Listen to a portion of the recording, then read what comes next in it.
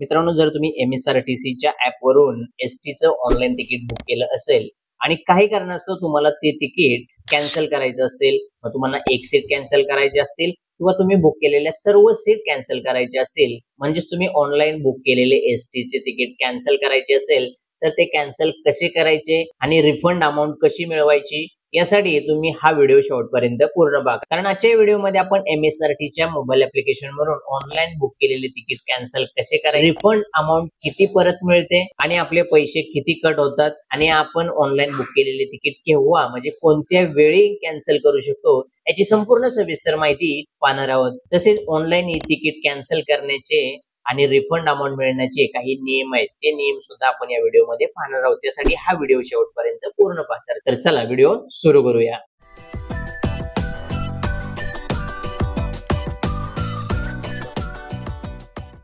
एम-एस-आर-टी-सीचे online e ticket cancel करण्यासाठी सर्वप्रथम तुम्हाला एम-एस-आर-टी-सीच्या मोबाईल ॲप्लिकेशन मध्ये लॉग इन करायचे आहे. लॉग इन केल्यानंतर या ठिकाणी तुम्हाला असा इंटरफेस दिसेल. तर या ठिकाणी असलेल्या तिकीट आयकॉन वरती क्लिक करायचे आहे. तिकीट आयकॉन वरती क्लिक केल्यानंतर या ठिकाणी तुम्हाला तिकीट लिस्ट दिसेल. या ठिकाणी तुम्हाला स्टेटस ऍक्टिव्ह दिसेल, म्हणजे तुमच्या करंट बुकिंग असलेले तिकीट दिसेल, म्हणजे याचा प्रवास तुम्ही सध्या पूर्ण केलेला नाही, तर ते स्टेटस ते ऍक्टिव्ह आहे. तर तुम्हाला जे तिकीट कॅन्सल करायचे त्या तिकीट वरती क्लिक करायचंय. क्लिक केल्यानंतर या ठिकाणी त्या तिकीटची डिटेल्स पूर्ण दिसेल. खाली स्क्रोल करायचंय आणि या ठिकाणी तुमच्या तिकिटामध्ये जे प्रवासी असतील त्यांची नावे दिसेल, एज दिसेल, जेंडर दिसेल आणि त्यांचा सीट नंबर वगैरे दिसेल. आणि हे तिकीटला किती रक्कम लागलेली आहे, त्याचे फेअर, रिझर्वेशन अशी संपूर्ण जी अमाऊंट असेल ती अमाऊंट या ठिकाणी दिसेल. आणि त्या खाली एक क्यूआर कोड दिसेल आणि क्यूआर कोडच्या खाली तुम्हाला एक ऑप्शन पाहायला मिळेल की do you want to cancel ticket, म्हणजेच तुम्ही बुक केलेले हे तिकीट कॅन्सल करायचे आहे का.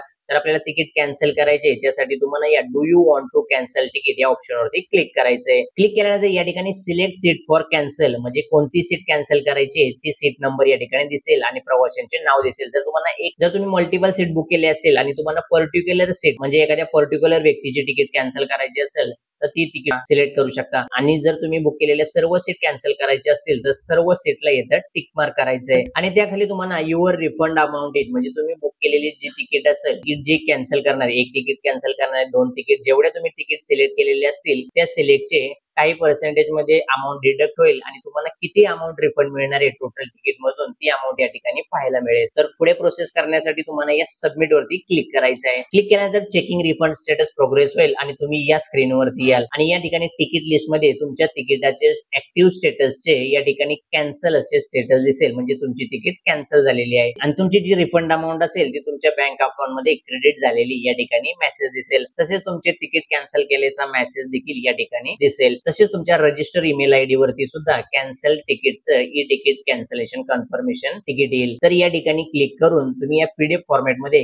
कॅन्सल झालेल्या तिकिटाची संपूर्ण डिटेल्स पाहू शकता आणि तुम्हाला किती रिफंड आले त्याची संपूर्ण डिटेल्स या कॅन्सल तिकीट मध्ये पाहू शकता. तर अशा पद्धतीने तुम्ही एम-एस-आर-टी-सीच्या मोबाईल ऍप्लिकेशन मधून ऑनलाईन बुक केलेले ई तिकीट अशा पद्धतीने कॅन्सल करू शकता. तर एम-एस-आर-टी-सीचे ई तिकीट रद्द करण्याचे काही नियम आहेत आणि रिफंड अमाऊंट मिळवण्याची काही प्रक्रिया आहे आणि त्याचे सुद्धा नियम आहेत. जसे की मूळ बस स्थानकावरून बस निघण्याच्या नियोजित वेळेच्या 4 तास आधी बस तिकीट रद्द करण्याची परवानगी आहे, म्हणजे 4 तास अगोदर पर्यंत तिकीट रद्द करता येईल. सदर कालावधीनंतर आरक्षित तिकीट रद्द करता येणार नाही, हे लक्षात ठेवा. तसेच जर प्रवासी प्रवासासाठी अनुपस्थित असेल तर प्रवाशाला कोणताही परतावा दिला जाणार नाही. तसेच ई तिकीट रद्द करण्यासाठी काही ठराविक शुल्क लागू असतात, जसे की प्रस्थान वेळेच्या म्हणजे मूळ बस स्थानकात बस सुटण्याच्या 24 तास आधी जर तिकीट रद्द केल्यास 10% तिकीट भाडे वजा केले जाईल आणि प्रस्थान वेळेच्या 12 तास आधी तिकीट रद्द केल्यास 25% तिकीट भाडे वजा केले जाईल आणि प्रस्थान वेळेच्या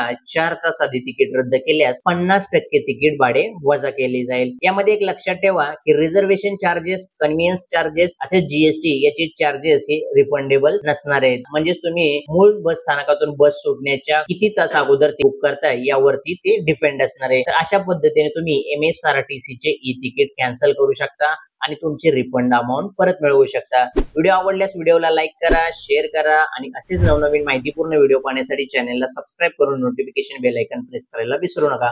परत भेटूया अशाच एका नवीन व्हिडिओ सोबत. जय हिंद, जय महाराष्ट्र.